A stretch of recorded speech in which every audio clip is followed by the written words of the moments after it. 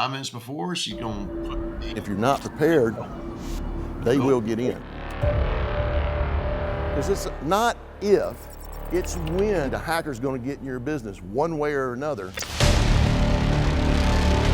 Cybersecurity insurance is more important today than it ever has been. You have to have the right things in place so that policy will pay when you need it. Cybersecurity is tactical and compliance is strategy. Am I meeting those controls? Because if you're not monitoring and not looking at it, then you don't know what's happening real time. 90% of all hacks is caused due to the lack of trainings. That's where hackers target 90% of the time. Have a plan. Put the tools in place. If you don't, they will own your business.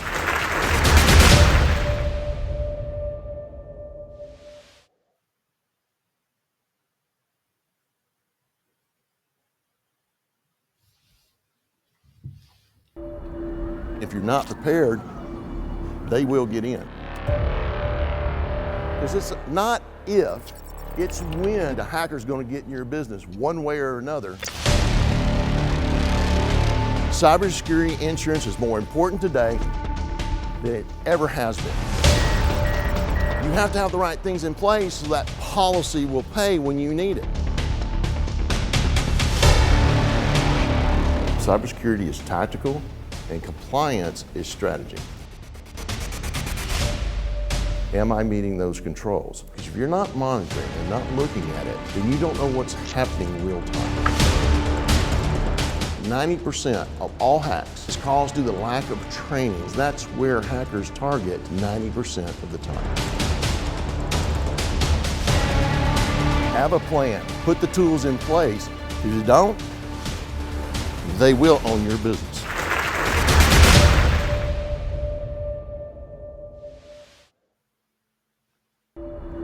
If you're not prepared, they will get in. Because it's not if, it's when the hacker's going to get in your business one way or another. Cybersecurity insurance is more important today than it ever has been. You have to have the right things in place so that policy will pay when you need it. Cybersecurity is tactical and compliance is strategy.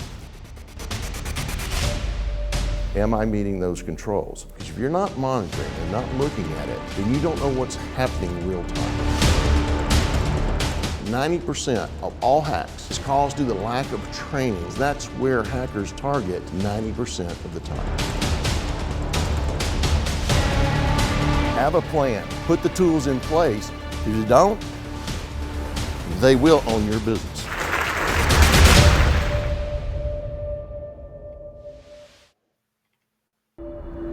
If you're not prepared, they will get in. Because it's not if, it's when the hacker's going to get in your business one way or another. Cybersecurity insurance is more important today than it ever has been. You have to have the right things in place so that policy will pay when you need it. Cybersecurity is tactical and compliance is strategy. Am I meeting those controls? Because if you're not monitoring and not looking at it, then you don't know what's happening real time. 90% of all hacks is caused due to the lack of trainings. That's where hackers target 90% of the time. Have a plan. Put the tools in place. If you don't, they will own your business.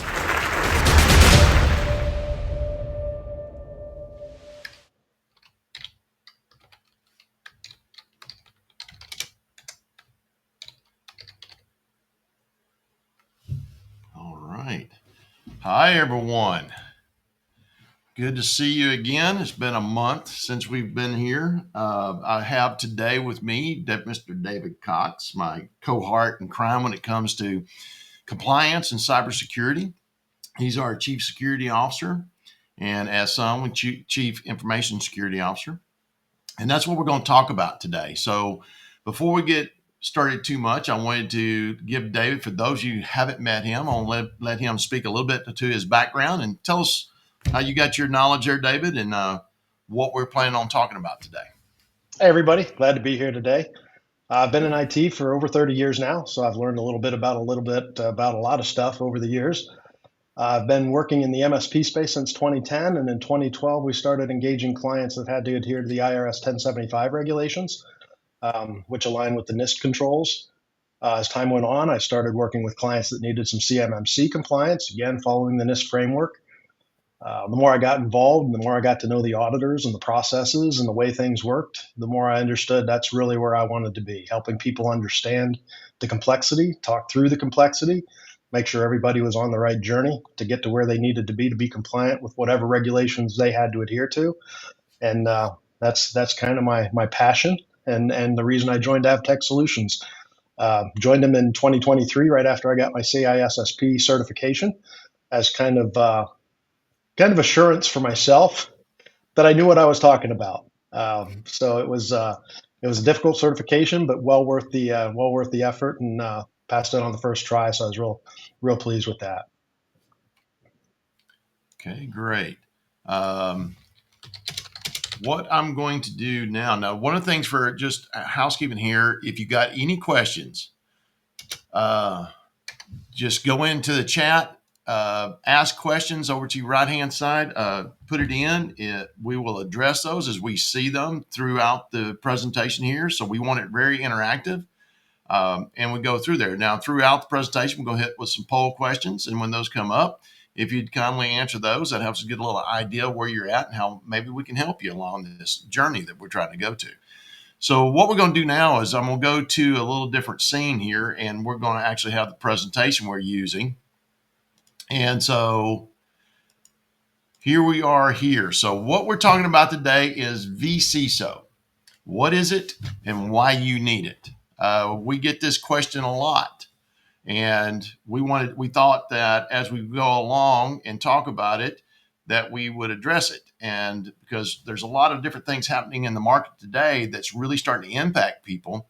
And from a compliance standpoint, in many industries, it's now become a requirement that you have this. And if you don't know that, that can put you in a very precarious situation. So that's what we're going to do, is talk a little bit about it, how it's come about.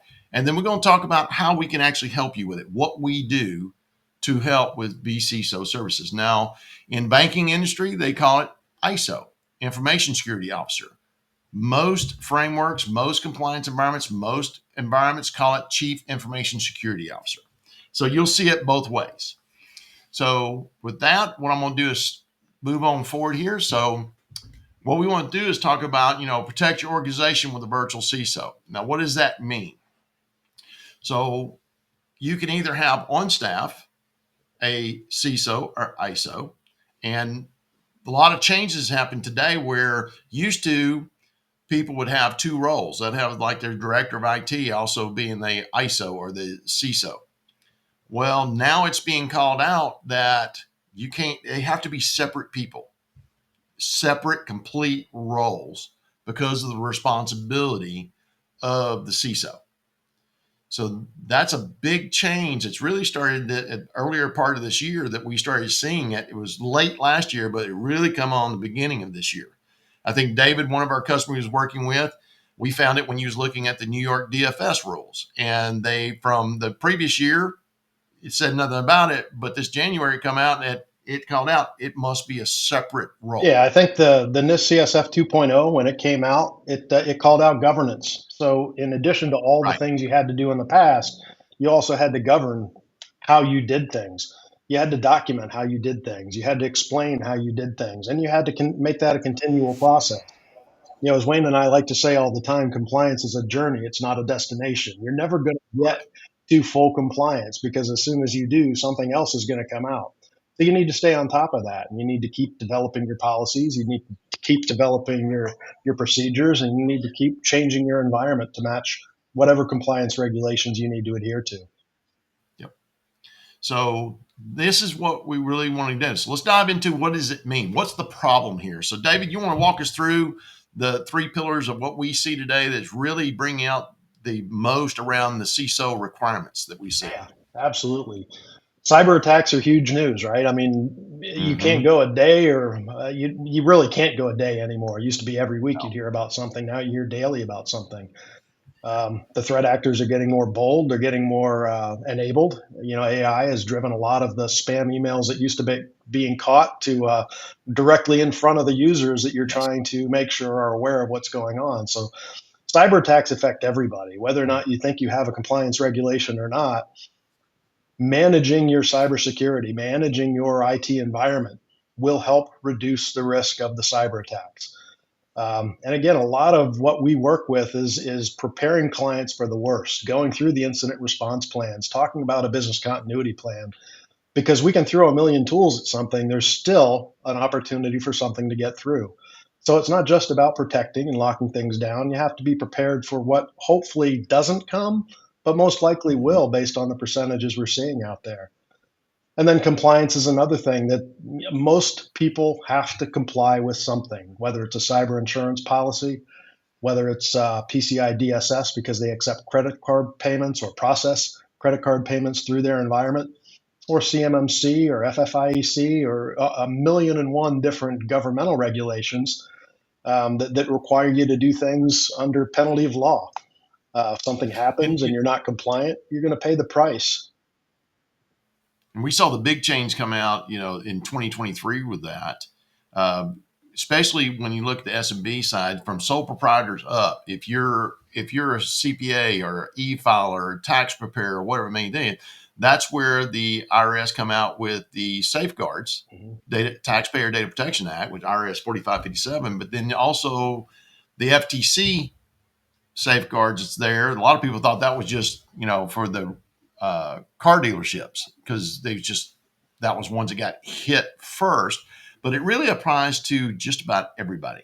I think that's the way it's written is like anything that's not a bank entity, which is highly regulated. Outside of that, if you have financial or fiduciary responsibility, the FTC rules as well as the IRS rules can apply to you from that standpoint. So we saw a lot of CPAs really coming out and going, "What is this?" Yep. And it was about educating them about those things. So compliance can creep in very, very easily to the environment. Most people we see, they say, "Well, I don't have any compliance standards." Everybody has them. Yeah, and It's just whether you know or not. chances are your business isn't going to get a letter from the IRS saying you need to be Right. compliant with this, you need to do this, you need to do that. They expect you to be aware of the business you're in. They expect you to be aware of the different things you have to comply with. And that's where Right. we can really come into play because it's been my passion for the last 12 years. I love hearing about new things. And honestly, they all make sense.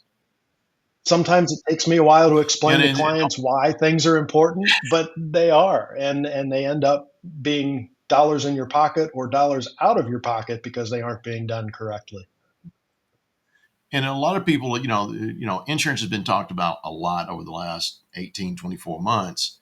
But what we still find in coming into it, because it's changing so fast, even the cybersecurity insurance underwriters, what they're requiring you to have in place for them to write a policy has been changing, almost like every quarter Every here for the quarter, past yeah, 4 or 5 quarters. There's something new added, yeah, and we're catching it and coming to this. And that's where I see a lot of folks. If you got your insurance policies, have it reviewed. You can get a review for free to find out what is it you actually signed up to. Because sometimes it's not easy to determine what's actually in the policy yep. that you've signed up that you'll have in place. But there's about 8 different things that I haven't seen nobody not have in their policy. Guarantee. Right, From backup and backup recovery testing now is called out explicitly. right. Just because you got backups is fine, but do you have an ongoing plan to test those backups from a restore standpoint? You have to prove that. It's interesting. Some of the standard things that we take for granted are now being explicitly called out. And the really scary thing about the cyber insurance questionnaires and the policies is if you answer a questionnaire incorrectly, Any claim you have may be void immediately. Yeah. I'm at a conference in Houston this week, and there's actually been a story presented by a few people about a company being sued by their insurance company for fraudulently applying for an application or fraudulently submitting an application for cyber insurance. So they had a breach. Not only did the insurance company not pay, they sued that company for false representation of their IT environment. Um, You that's know a the big sad deal. part about yeah, I know it is a big deal, but it also what the interesting part is. What I find a lot of times, and you and I have even talked about this, is a lot of folks when they get the cybersecurity insurance, the policy from their agent, Yeah, they think the agent knows everything that's in that policy. right, right. And 9 times out of 10, most agents don't have a clue. It's the underwriter that knows what's in it, not the agent that's selling it to you. Now, there's some agents that went off and educated themselves, so I'm not saying all, but the majority don't. So they trust the agent has given them what they're doing and what they're signing off on. Sometimes it's blind because they don't know. They thought they've been given all the information, but they haven't. So I think that's a very important part is this is moving so fast. Even the agents themselves can't even stay up with it and be educated and be educated on all the changes going on to know what's there. That's right. And the other side of it is whether you actually got the right size policy for yourself or not. Yep. Most people, when you come into it, when they get it and say, "Hey, I'm paying this policy," they look at what's my deductible, what am I paying a month. But if you go look in there in a cybersecurity insurance policy, lots of times they go for hardware down. It may only be 10 grand applied out of whatever if it's $1 million policy. You really got to know what's being applied where to the actual security and infrastructure and data and all that. Because a lot of it's not if you don't look at what you're doing. So it's important to get educated. It is. Education's king, right? Yep. And if you have cyber insurance, you need to be compliant. You've said you're doing Absolutely. these things, you need to do those things, and there's a pretty good chance they're going to call you out on it. They're going to say, I need the evidence that you're doing this, this, and this. And seconds count. So, If anything ever happens, seconds count. So having all that prepared and ready to go. so one of the things, and people ask me like, well, what's cybersecurity, what compliance standards is cybersecurity insurance based off of? It's actually based off the CIS standards controls. And those controls go in there. Now, a lot of the CIS controls and the NIST controls, they mirror each other. So there's a lot of commonality between. But the specific controls that we use to monitor and what they are built off of is actually the CIS controls. And you can look them up and then it's easy to do it. And that's part of what we make sure we're covering in our piece. So let's dig a little deeper into why every company needs a CISO. Because from a CISO's perspective, it's understanding the goals and the risk. Okay, what goals? The goals of the company versus the risk those goals apply to the company. For example, the biggest attack vector that we're seeing today is the B2B or the supply chain. That's really getting hammered right now, and a lot of the infiltration there. So there's coming to that. So you got to create a strategy to what we're doing so you can then determine, okay, based on the strategy and based on the goals and all this, what are our gaps in that environment? So we got to come into that and understand what vulnerabilities those gaps are actually generating in our environment. So then we can define an implementation plan to remediate those issues. So once you got that, you think, hey, I'm good, but that's not it. It's got to keep going over because you got to oversee that compliance process. Are we doing these things consistently the right way? No. So when I say that, and David always corrects me on this, are you saying doing compliance standards? No. Am I being compliant with my documented IT strategic plan? Am I following my processes I've put in place to be tactically compliant with what I've documented? That's what we mean here. It's not the compliance standard auditing and prep there. It's more, am I in compliance with what I've said is my strategy? Yep. Fair? Yeah, Did I the do good? strategy. Yeah, absolutely. Yes, for sure. The strategy is different than the compliance for a lot of Yes. reasons. To be 100% compliance, number one, you're never going to get to 100%, like I talked about earlier. But you need to be as compliant, as protected as your risk appetite allows. So if you're not doing 15 things out of a list of 150 things that you're supposed to be doing to be compliant, if you have a business argument that this is why I'm not doing this, this is why I don't feel this is an important enough risk, you still have to document that decision. You Right. can't just ignore it. Managing that amount of data is very, very difficult to do. Yeah. And putting into words the reason that you're not going to do this one thing because it may cost $1,000 per user per month, out of the question. We don't make that much money. We can't afford to do that. You still have to document why you're not doing that control in case there is ever an audit or an assessment. And I have been in situations where auditors come in and they see that you're not doing 10 or 15 things, but you have a reason as to why. They don't love it, but they're okay with it because you've made that risk assessment yourself. You've decided that risk mitigation to that control is more expensive or too cumbersome for your company to be able to deploy. But But it's understanding done. that is very important. And not only you document that, but now the CISO is responsible to the management, the CEO, the CEO, Yep. like David's responsible to me about making sure our business. So what we're talking about here, David, his team does for our business just like we do for other customers. So we're a firm Yep. believer, do for yourself before you do for others. So he's responsible to me on what we're doing to protect ourselves in that, from vendors to the infrastructure to attackers, whatever it may be. And are we following our process? Are we updating our documents? Is our different organizations meeting our strategic plan from that aspect? So that's very crucial, because if you don't, because when it comes down to it, the buck stops with me. And if Yep. we're not doing something we're supposed to be doing, I'm the one that has to answer. So we got to make sure we understand, as business owners, CEOs, are we doing the right things? Is our teams doing the right things? Am I giving the team the right tools to go off and do this work For the business. That's the important thing. For for the the business, not necessarily for for the business? compliance. It's always about the business. The business is Business. first. Exactly. All right.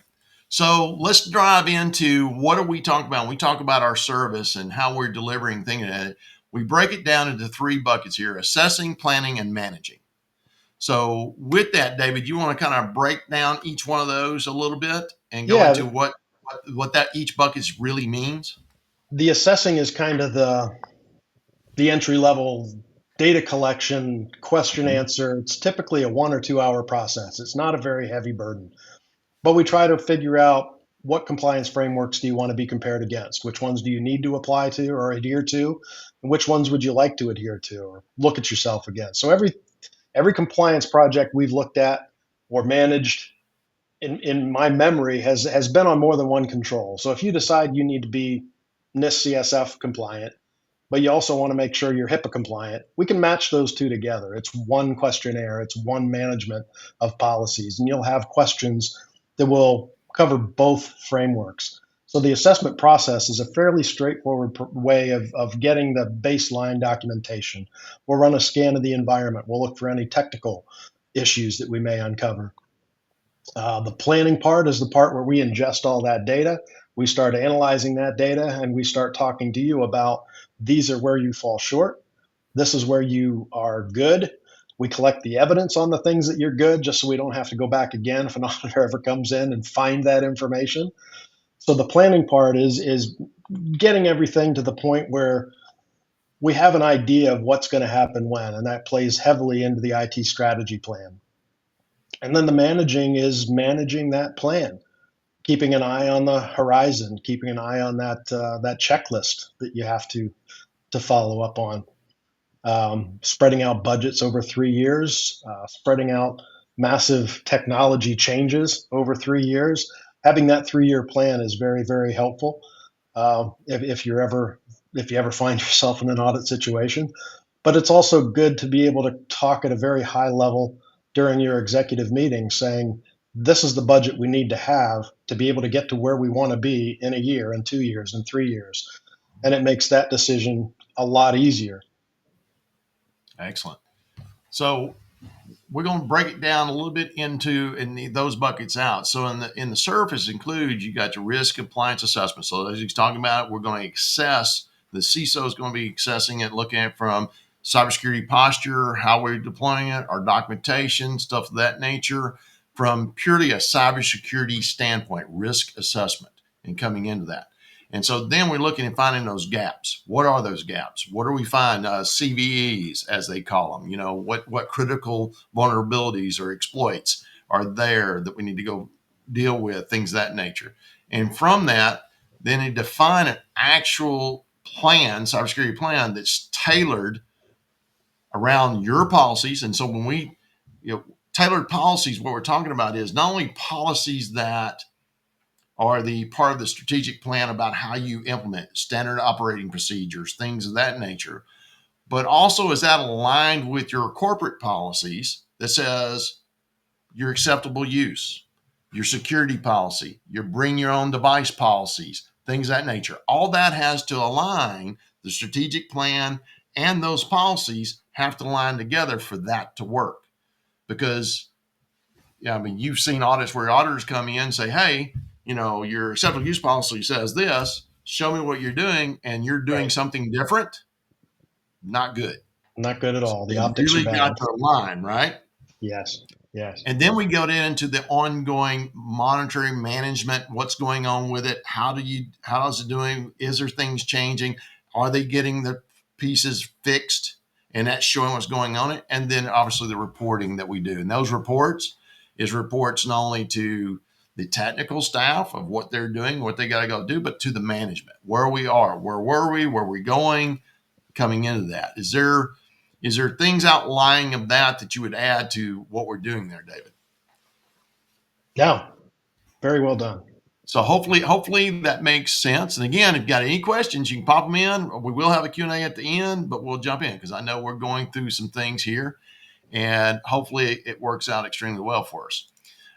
So let's go through the benefits. So now I took what we tactically doing there, David. Once you take us through the benefits of what we're doing for our clients with the vCISO services. Yeah, I think the bottom line is you need someone to interpret what's required, what your plan wants to be, and put them in words that you understand. It's similar to taking your car in to be repaired. Mm-hmm. You don't want your mechanic to tell you every little detail about this and about that. Most of us just want our car fixed. Compliance is very similar to that. I mean, if there's anybody that thinks they want to follow my path of 12 years of experience learning security and compliance, it's not easy. You have to really love it. Yes. So having someone that can help you kind of translate compliance language into English is a very critical piece of it, because you do need to understand the direction. You need to understand the foundation. You need to understand the concepts. You don't need to understand the 620-page document that the government published to talk about how you need to protect federal taxpayer information. Let people like us do that, talk to you about the high-level things, put together a plan based on that. That's a very important part of the vCISO services, but also implementing security tools, recommending security tools, doing things along those lines. That's what we live and breathe. And again, I don't care what tool my mechanic uses to fix my car. I just want my car fixed. Exactly. You should have the same philosophy when it comes to cybersecurity and compliance. You want to be cyber secure. You want to be compliant. I don't really care how I get there. I don't care what the tool's called, but I want an expert getting me there. And that's what we do. Excellent. So our edge is from our expertise. David, as he's explained, he's been doing this a long time. My background coming from military, as you can see in the background here, I was on nuclear submarines. And there's a reason why I'm a process freak and procedure freak, because when you intentionally sink a 6,900 ton vessel underwater, you better have a plan how you get it back up. And you have a plan on how you maintain it so you can get back up. And it's drilled into us, from that process. So my background's really driven and I love the procedures. I love the minute detail. And so when David and I got together, when we looked at it, our edge is you got to love it to do it. Yeah. But combining what we do here in our teams, we look at how we do things. How do we use technology to drive? How do we use technology to be aware of what's going on and being able to customize this to your needs? We found a lot of folks that when you come to do some of this, they'll say, hey, here's our framework, here's our process. You got to do it that way. Well, that can work. It has worked. But most of the times, what I find is I can go into 2 different CPA firms or 2 different insurance companies or 2 different manufacturing companies in the same target market, but they will be different operationally because that's what gives them their competitive edge, right? So what we look at is how we make sure we customize this that meets the requirements of compliance and cybersecurity risk mitigation and all that, but at the same time, it aligns to your business. Yeah. So you can do what you do to be successful over your competitor. So that's also a part of what a CISO is supposed to be doing. That's part of being aligned to your business goals. I was talking at the very beginning, right, David? And that's very, very important to understand, because if you need a policy for this and a policy for that and a policy for something else, those 3 policies need to be specific to your company, to your situation, to your operations. They shouldn't be a cookie cutter. Like Wayne said, no 2 businesses are exactly alike. So those policies, those procedures, those plans, and the entire IT strategy needs to be specific to your company. You can't afford to just have somebody spit out a whole bunch of paper that gives the policies, gives the procedures, and they're just standard to everybody, because then they don't apply to your business. And then an auditor comes in and says, "Let me see your policy for this." Okay, I see the policy. I understand what you're doing. Show me how you do it. And you show them something totally different. That's not going to go well. No. So it is important to have someone that doesn't just understand the technical aspects of it, but gets to know your business operations and designs the policies and procedures around your business and your specific situation. And I think that's where I find the biggest difference. And a lot of people I've talked to, and I do a lot of mentoring in some of the accountability groups that I'm involved in, stuff like that. It's always a question is when they're coming into it is everyone typically from a technical perspective looks at it tactically. I got to tweak this part. I got to configure it here, and I got to do this. All that's working. Hey, I'm good. But they don't educate themselves on what's happening at that business layer. And that's a stratosphere that most IT folks, technical folks, don't put themselves in. But if you don't do that today, you're really doing yourself and your company a disservice, because business is so aligned to how technology runs today and how security runs and all these things. Business, B2B, your supply chain, it's all part of it. And so Yeah. if you don't do that, I think you're really doing a disservice to you. And so that's what reason why we focus at it from a business. Before you ask anything technical, we educate us on your business. How do you operate? What's your goals? What do you need? What do you see as your issues that you want to resolve? Then we go from there, because that gives us an idea of what you see. But then when we start finding what we're doing, we can understand what root cause is, because what typically most business owners, what they see as the issue is just a side effect of what the real issue is, right? Right. It's kind of Yep. like the doctor looking at, hey, my elbow hurts.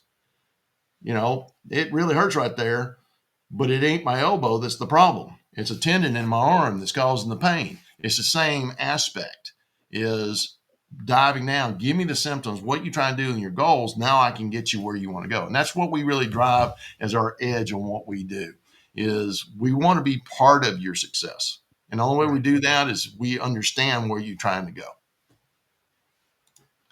So, David, now we're Yes. here. Yes, let's show them our platform and let's walk through the steps of how we get people started into the CISO journey. Yeah. What you're looking at there is a screenshot of what an environment would look like, or what a client's cybersecurity compliance posture would look like.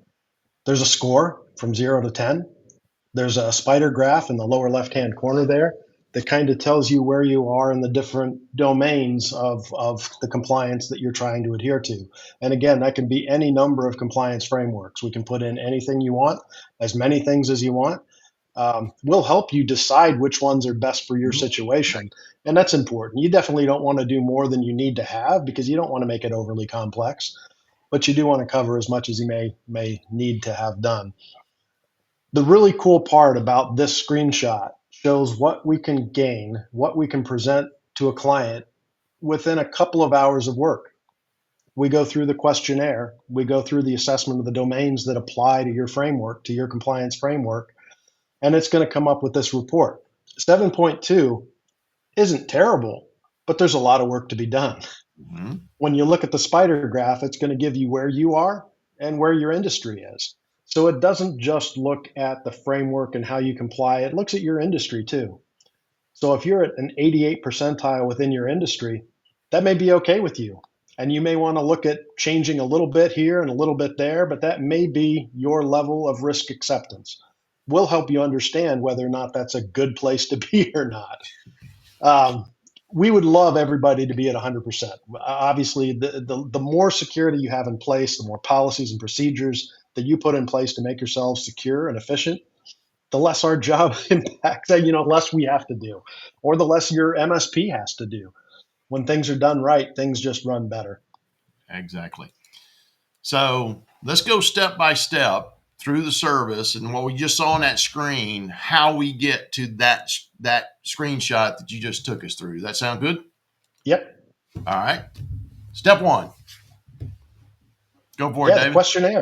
The questionnaire. It's gonna ask what industry you're in, how many people you have, how many sites you have. It's a real simple questionnaire. It's something an executive can do. It's maybe a 15-minute process. If you have to bring more people in your organization in to answer it, it may take you up to an hour, but I haven't seen one take more than an hour so far.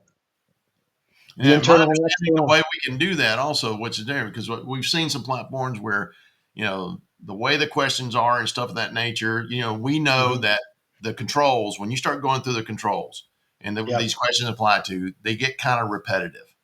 They do. They ask the same question 5 different ways, right? Yep. One of the one really cool thing. Go ahead. Yeah, no, that's what I was saying. I wanted you to explain a little bit because a lot of people see these questionnaires and they're like, oh man, I got to go answer 873 questions. Yep. Right. Yep. If I'm doing a risk assessment, I've got to do 400 and some odd questions, right? But if I don't do software development, there are 100 questions or so that I don't need to answer. That's right. When you go through the initial questionnaire in our platform, it's going to ask you if you do software development. If you don't, it's not going to ask you those 100 and some odd questions. Exactly. It's going to skip that entire category because it does not apply to you. So you don't have to answer does not apply to all the different questions that pertain to something you don't do. Our platform is going to take that out. Yeah. The questionnaire can be redone. It can be added. It can be changed. It's not a one-time only, I made a mistake, I need to do something different. It can be changed at any time. So if you do software development 10 years from now, we can start assessing against that as well. Mm-hmm. If you add another site, we can go in and change that modification. It's going to change your plan accordingly. So it's not a static thing. It's not a difficult thing. And it's presented in fairly business terms. It's not highly technical whatsoever. It's not where you get to a question, think, I don't know how to answer that. I need to bring in this person or that person or somebody else. It does give you a little bit of an explanation as to what it's asking for, but the questions are done in a much more simplistic form to make it easier. And really that questionnaire that is really to set our baseline to start getting an understanding. Okay, we got here based on that. Now we do the external and internal scans. Speak a little bit of what we're talking about, these scans, and how then that applies to the questionnaire. Yeah, the internal and external scans are what gives us the technical risks that you may have. The data collection is done from a single piece of equipment within your environment. The external scan all your external IPs. And it gives us a pretty good representation of where your vulnerabilities may be. Excellent. That information feeds into the platform, and that combines to present the score. Okay. So now, since we got these scans now, the external and internal, and we got the actual questionnaire, Now your team goes in and does a gap analysis, right? Yep. So define what we're trying to look at and what that gap analysis is supposed to deliver.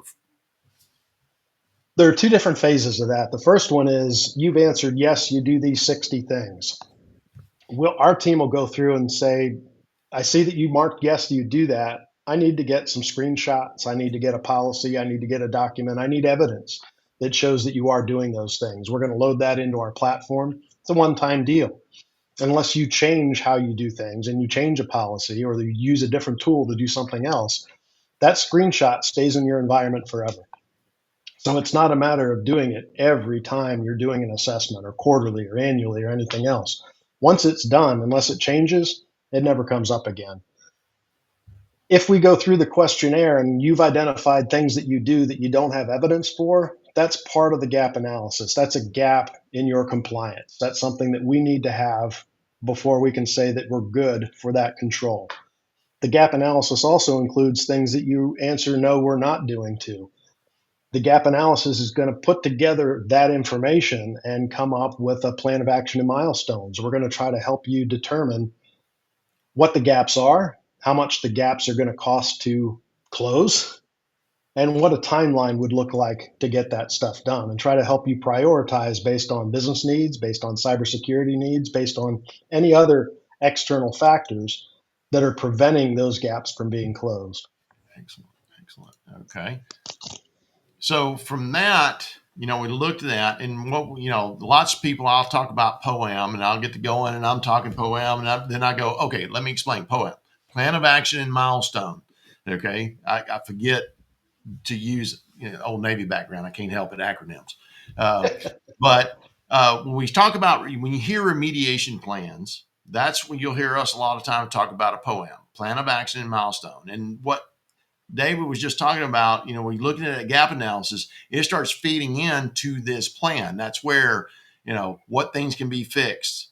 Fix now. Let's remediate now, get those. What things have to be planned out and budgeted for. Example, okay, I've got firewalls is going end of life in next year. I need to budget to have those replaced so I stay in compliance. Technology internally that's end of life. I can't systems that I can't get patched. I can't do OS patches anymore. New OS won't run it because it's too old. I've got to put a plan to replace those. That's the things you start looking at. And David, explained to them how that helps them by having that plan and that budgeted plan for the milestones when it comes to an audit or a compliant auditor coming in and looking at this and say, oh, your firewall is old or you got this old system, to Yeah. explain to how this plan and milestones actually helps them. Yeah, I think I talked about it a little bit earlier that Yeah, you did. auditors, they care about the end goal, right? They want everything to be at 100%, but they understand that that's not feasible and it's hardly ever going to happen. What they do want to know is what your plan is to get to that end goal. If you have a firewall that's a year past due or a year out of warranty, and you have a plan that it's in next quarter's budget, they love seeing things like that. You're out of compliance, but you're out of compliance with a plan to become back into compliance that they can see on a sheet of paper, they can see in your budget, whatever else. If they see something on your plan that's 3 years out of warranty and it's not on your plan for another 3 years, they're probably going to have a problem with that. Mm-hmm. So helping you determine where the priorities need to be and what the more critical things are is a big part of what we can do as well. Just the experience of dealing with auditors and knowing how they react to different things. And it's not a universal, if it's a year old, you have to replace it in the next quarter. It varies based on technology. It varies based on hardware. It varies based on a lot of different factors that we've had experience dealing with. Well, a good point of that. Like you can have a server that's end of life from the manufacturing standpoint, Yep. but you can have third party support on it, and I can still fix the system. I can still patch the system from OS standpoint, and all that's good. Then that will get you covered. Now they still want to see it on a plan as a replacement because at some point the firmware level of the hardware and stuff like that can't be updated because that hardware is end of life. But Yep. from the operational standpoint, you do have a plan, so you're somewhat in compliance, but you got to deal with that issue. So that's I've seen that, please.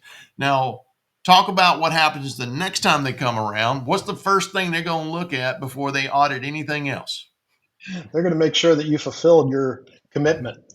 That when you said you were going to do something in the first quarter of the year, that in the third quarter of the year, that isn't still saying that you're going to do it in the first quarter of the year.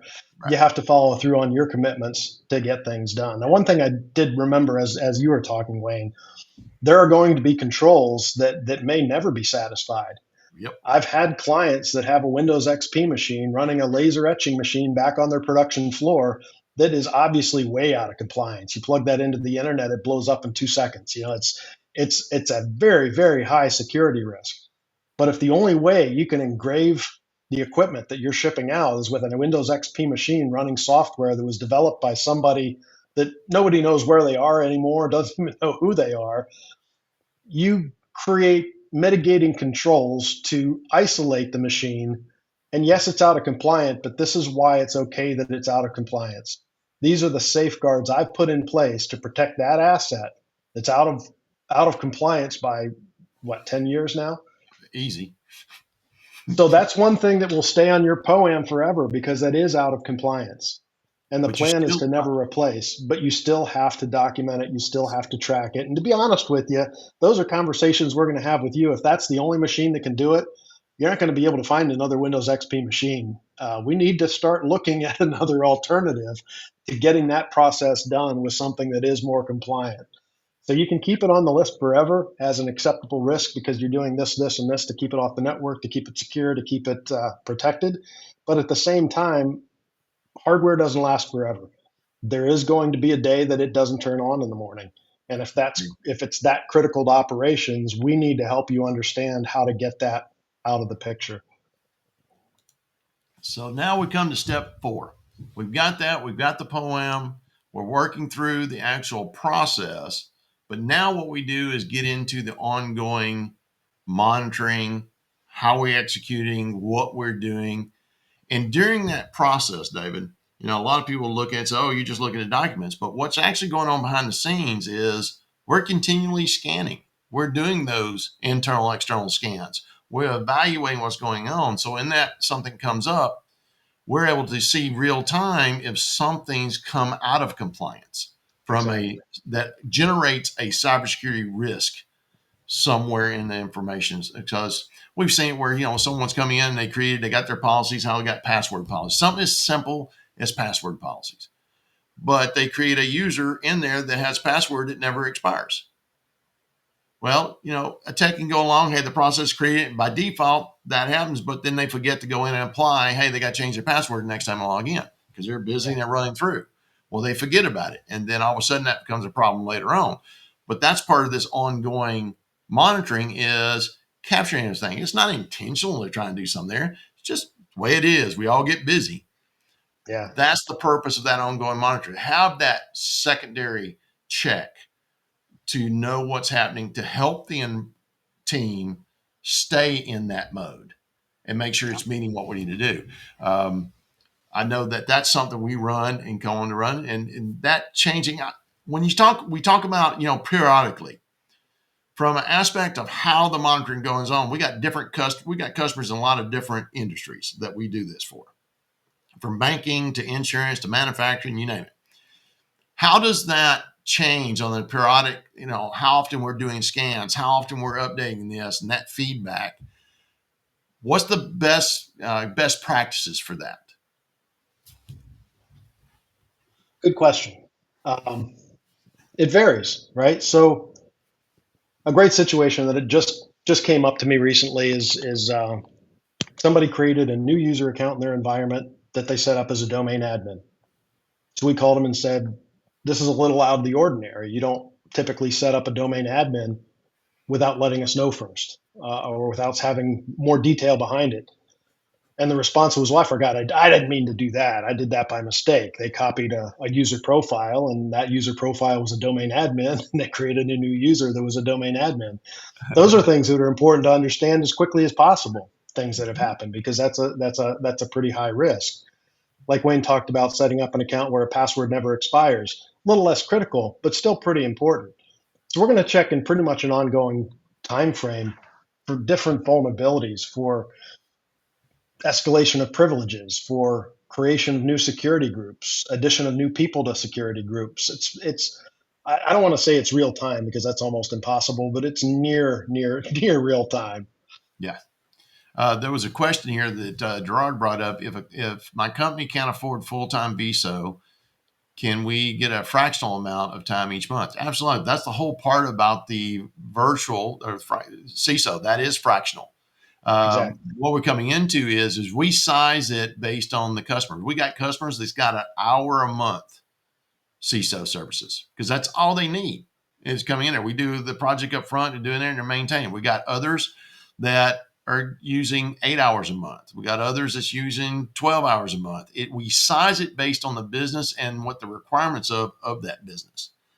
So that's really important based on that's one of the things what we talked about earlier is we first educate us on your business. What are you doing Right. operationally? How are you doing it? How does that scale? If you're a sole proprietor and you're a CPA firm, you're doing this and you got X amount, that's going to be very different than we have a manufacturing company that's got 9 locations and 200 people. What's the requirements going to scale? So what we look at is we scale it to the business requirements. But even those big customers, like we've got a bank that's a 9-branch bank, what we're coming in there, their virtual CISO hours are they only need us about 6 hours a month. Okay. If you go hire a CISO that is certified CISSP, the amount you're going to pay for that is in the 150 plus at the entry level, 150 plus higher for a qualified CISO has got experience. And the more experience they got, the higher that number goes. So that's the reason why we focused on can we deliver a CISO service that gives you the same qualifications that you would have as you're hiring a CISO with the qualifications, but can we provide you the same level of risk mitigation from a cyber risk standpoint, feed you the information you need that's going to meet your compliance requirements. So when your auditors are asking for it, you got the evidence you can give them to go do that. It was very important we spend the time and develop a program to do this. Spent 2 years on this development. We just didn't put this together overnight. I started 2 years ago, brought David in a little over a year ago and started implementing. We started deploying at the end of last year and coming into customers. So we've built it very fast, but we built it right so we can size it right for the customer, whether you're a bank, highly regulated, to CPA, to a manufacturing company. Our process had to make sure we could go across everyone so we could size it appropriately for what you need. So great question. That really goes to the heart of what we've worked on here. And hopefully that's coming across in what we're showing here. So David, let's talk about the ongoing compliance reports and stuff. Let's go, we first gave that first screen, you talked about the spider, but let's dig a little bit deeper into it. And I know those screenshots are hard to see, but if you want a demo, the demo you'll be able to see real good. Putting screenshots in a presentation kind of sucks, but take them through what we're talking about here, just at a top level here. Yeah, the reports are always great. That's the one thing people always look forward to when you're managing their compliance. But I think these reports are a little bit different, and they're done intentionally. They're done with a purpose, and they're going to show you green where everything's good. They're going to show you yellow where things need to be improved, and they're going to be red where things are really critical and need to be addressed pretty soon. They're meant to give you a very high level indication of where things are. We'll go through them in more detail with you. We'll give you the facts to back up the reports, but the reports themselves are easy to read, easy to present to your staff, easy to review with people on your team. They're not going to bring 1,000 questions to you, and they're not going to be hard to get through. And that's the one thing we really spent a lot of time making sure we could present was an easy to understand, legible report at the end of, not at the end, but during the process of managing the compliance. And these are just 2 examples of some of the reports you get and some of the dashboards. There's a whole host of them that we go in there and be able to even drill down deeper into things, down to the exploits, to exact CVEs, what's going on there, exact remediation plans of what to do, how to go resolve them, things of that nature. So it gets extremely detailed. So whether we need executive reports for the management, down to the very detailed to the actual what we call SMEs, subject matter experts, that actually go and do the remediation, whether that's if you're a client and you got an MSP or you got your own internal IT, whoever it may be, we're providing that information to them, not only what the issue is, but what to go do to resolve it. And it Yeah, gives a that's a great feedback point. to us. So when they feedback, hey, we got it done, here's the evidence of what I did. Now we've captured that, and then we're rescanning and validating it. So now one of the biggest things auditors, when I was building this, that they wanted to see was chain of evidence. They used that term with me. And they wanted to see that process we just talked about, from identifying, asking someone to fix it, how they fixed it, evidence they fixed, and then we validate the fix. With that chain of evidence, auditors come in, we give them access to the system read only to see that evidence. It has been excellent. That's one of the biggest things. Even auditors brought us into their clients to actually do cybersecurity risk assessments for them in some very large companies. So we did our homework to have these companies, these auditors come in and validate what we're doing. So that piece right there is extremely important. When you hear me talk about a chain of evidence, that's what I'm talking about. David, when you was working at the Ohio State Attorney General, was that prevalent there, or how did it go there? Because when you started there, you didn't have some of these platforms that we have today to do this. Exactly. It was all done manually, but they essentially wanted the same thing. If we said we were doing A, B, and C, they wanted to see A, B, and C. They wanted to see the steps along the way that got us to the result that they were looking for. And that was the point, is what we've done here, and it goes back to Gerard's question on time, is by taking the tool sets we've done and put this process together, then we've shortened that window to be able to get to that information. So therefore, that means also we reduce your cost in being able to do CISO services. That's the important piece that I want to get across there. Is it's just not a set of tools, go do there and go now. It's actually to help you get where you want to do as frugal as we can. Because if we're too expensive, if it's not helping your business, you're not going to do it. So nobody's won in that situation. So we're very focused on helping you be successful in the business. So we're coming up. We got about 8 minutes left, and that's perfect timing we're coming into, because this is the last slide except for the thank you slide. So what we want to do is there other questions for Q&A? We'll open it up for the next few minutes. If you got any questions, pop them into the chat here, and we will address them for you. And if you don't, reach out to us. We've put a discovery link in the actual chat. If you want to talk to us more, just have a discussion about vCISO. See what we do. Have a demo of what we do. There's a link there. Just click on it and book, and that goes directly to my calendar. And we will actually get with it. You'll have access to my calendar. You book it based on your availability, and we'll have that conversation. And David and I both will be on that call. We'll take you through what we do and answer your questions. So unless we have any questions come up, we'll I wrap do this have a up. question, Wayne. I've Go got ahead. a question about one of the polls. We had a poll up Okay. there about do you have an IT strategic plan developed? I don't get to see the results of the poll, so I'm curious about that. Can you put that back up, Katie? Did we get any responses to that? That's a good Because I'm question. real curious about that.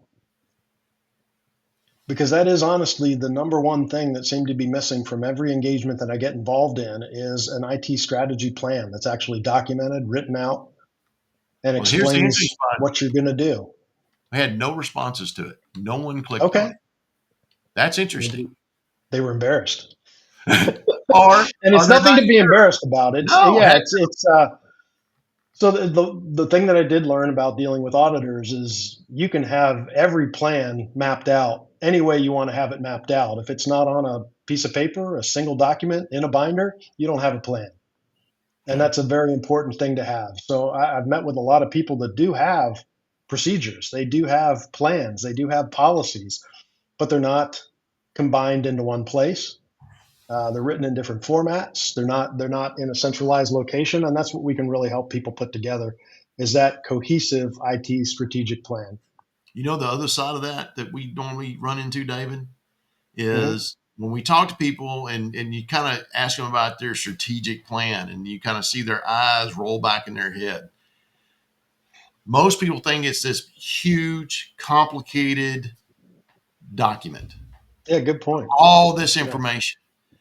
And most people make it too hard. Yep. It's Yep. funny. I was talking to one of the auditors and I was talking about, just like standard operating procedures. They said, hey, we're totally fine is give us a bulleted checklist of how you do it. And that's how you follow it. And then you document from there what your results of that are. That right there is documentation. Yeah. What they don't like, what we find is a lot of people will go get these templates. It's got all these fancy buzzwords and they'll go change a little bit to put their names in it and stuff like that. They hate that. They flag it right off the bat as, okay, you really didn't do your work. Yeah, So, because they probably saw it 2 weeks ago from somebody yeah. else doing the exact same thing. So lots of times we make it too hard on ourselves. I'm a big believer in the keep it simple, stupid For process. sure. The KISS principle is make sure this documentation, yes, we have it in and you have some form to it, but let's don't make it too difficult. Let's get a plan, go to it. And that's one of the areas we help. Get it in. Here's what you need. Don't make it too much.